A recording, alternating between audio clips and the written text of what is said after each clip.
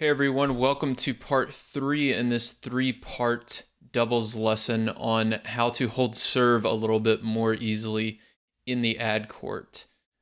If you missed parts 1 and 2, we're going to link to those below. You can definitely check those out. You don't have to watch them in any particular order though, so you can feel free to check those out after this video if you'd like. In part 1, we covered how to do a poach from the ad side, even though a lot of players are less comfortable poaching with their backhand volley in the middle. In part 2, we covered how to run the I formation and move both left and right from the ad side. There's definitely some keys to doing both of those things that a lot of players it may not work for because you're missing a few key steps to both of those tactics. And then today we're going to look at the serve +1 out of the traditional formation. So just to remind you, I'm going to show this point again from the first 2 videos.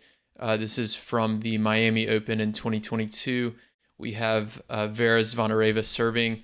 Laura Siegemund is her partner, and they're playing against Gabby Dabrowski and Juliana Olmos. So this first point, Zvonareva is serving, and you'll see she gets on defense, and this is the thing that I see a lot happen at the club level that we are trying to avoid with this series of lessons that I'm showing you here. So let me play this point, and then we will take a look at the tactic for this week.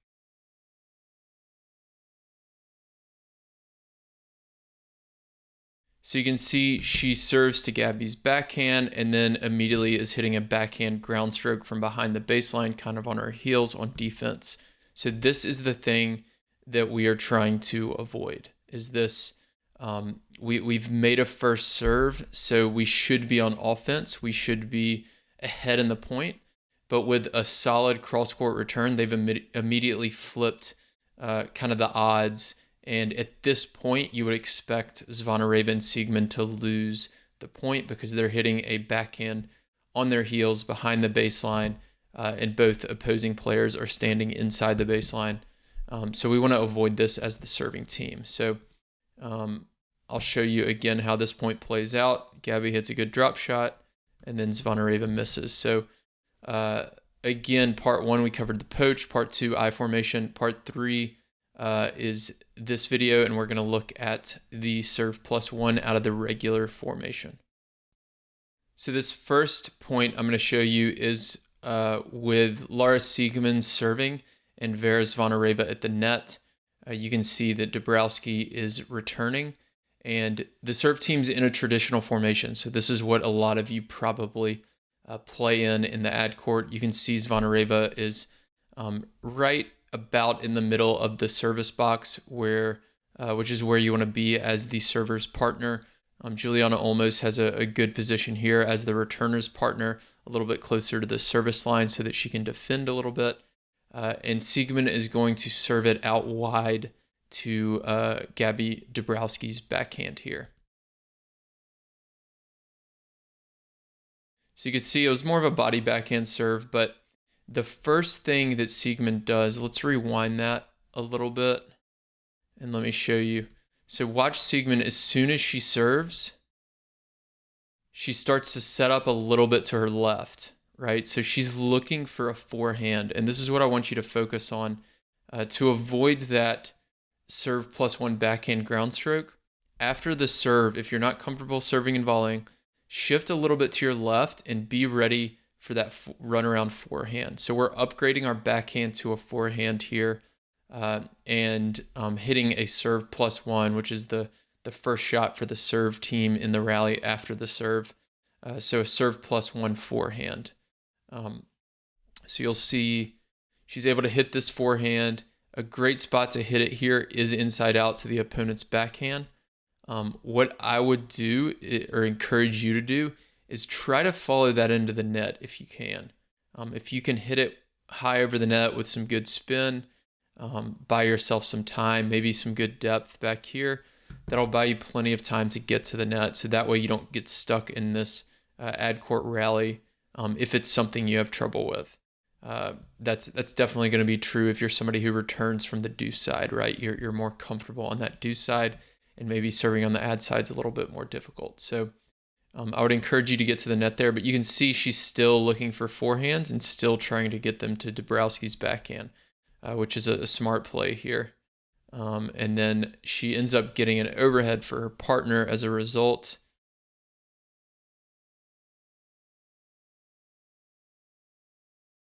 And it's a pretty long point played out here.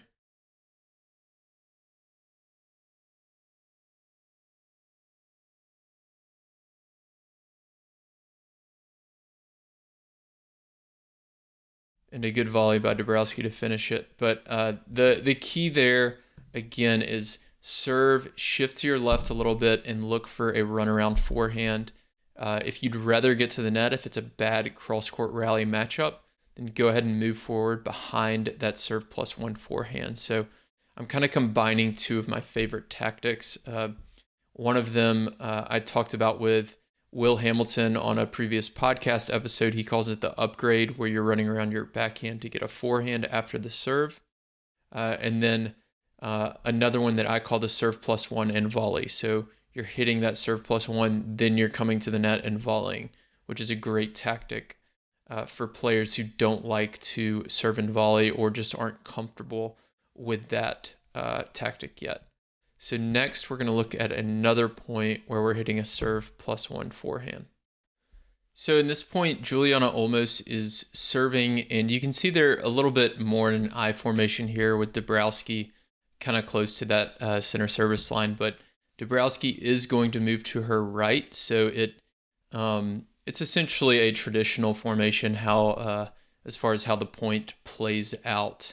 Although this is a great tactic to add a little bit of pressure to the returner, so that they kind of see that line and maybe go for it. But again, Olmos is going to serve to the backhand there. And in all of these points, I should note that we're serving to the backhand on almost all of these because the ball is going to come back a little bit slower when you serve to the backhand. A forehand return might yield more errors, but it's going to come back a lot faster. And with each of these tactics, we need to buy ourselves a little bit of time. So in this case, you're serving, and then you need time to run around your backhand to get to your forehand side. And if you serve it to the forehand, they might hit, a really hard kind of blistering return cross court at the singles line, and you just don't have time to run around your backhand in that case. But serving to their backhand buys you an extra, half a second or so that you can run around your backhand.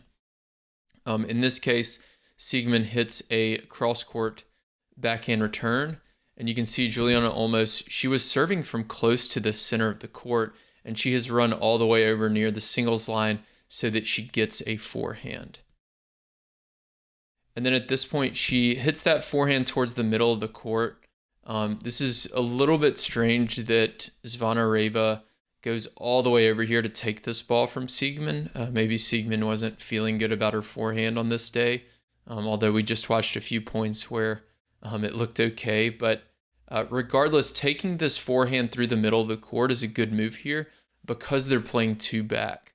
Anytime you are playing against a team who's playing two back, just playing through the middle is really high percentage. And then what I would like to see Juliana do here is crash the net.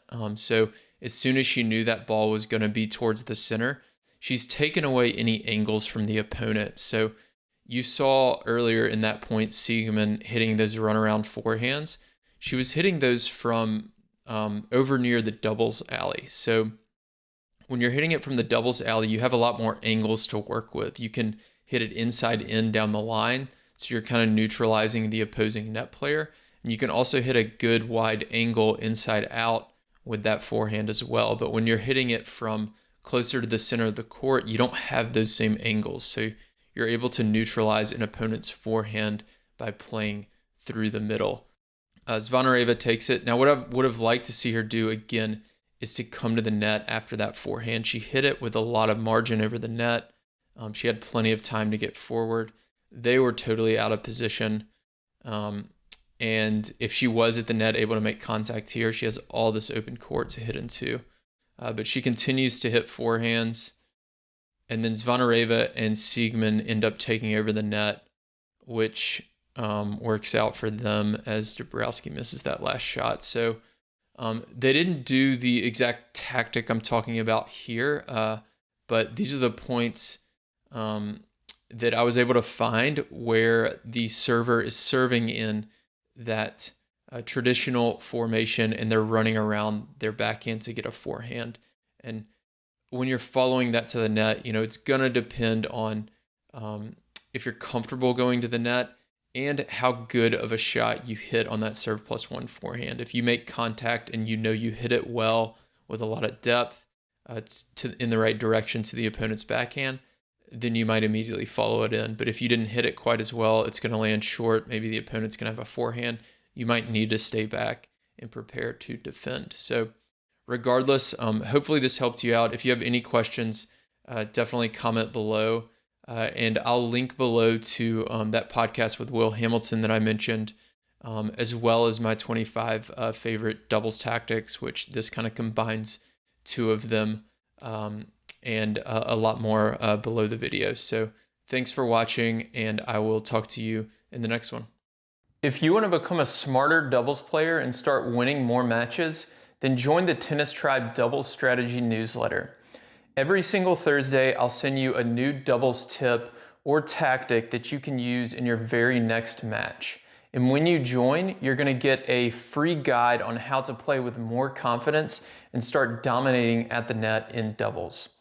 My name's Will. I'm the founder of the Tennis Tribe, and over the last 5 years, I've worked with players at every level of the game, from USTA 3.0 players all the way to Division I college programs, as well as some of the top 10 doubles players in the world. And on Thursdays, with this strategy newsletter, I share that knowledge and advice that I've gained over the years with you. So to sign up, you can go to thetennistribe.com.